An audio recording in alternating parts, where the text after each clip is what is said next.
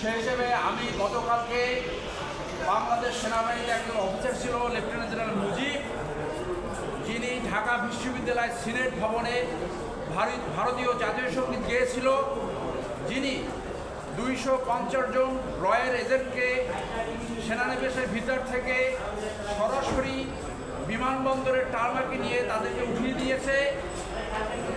সেগুলোর বিচার অন্যভাবে হবে, কিন্তু আমি আপনাদের সামনে আসছি তার দুর্নীতির খতিয়ান নিয়ে। তার দুর্নীতির তালিকা অনেক লম্বা। আপনাদেরকে একটা কাগজ দিয়েছি, ওখানে দেখবেন একটা সেক্রেট রিপোর্টস আছে, যেটা সামাজিক যোগাযোগের মাধ্যমে আমরা পেয়েছি।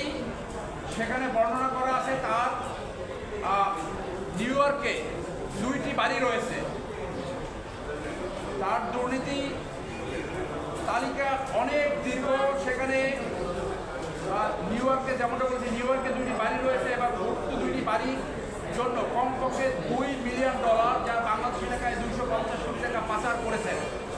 পূর্বচার সংলগ্ন এলাকায় 20 বিঘা জমি, যার বাজার মূল্য কমপক্ষে 50 কোটি টাকা। আর্মি গ্রিন সিটিতে 10টি প্লটের বুকিং দিয়েছে, যার প্রতিটির মূল্য 2.56 কোটি টাকা। এসিবি চত্বরে ঢাকা সেনানিবাস সংলগ্ন বিজে টাওয়ারে তার 9টি ফ্ল্যাট রয়েছে।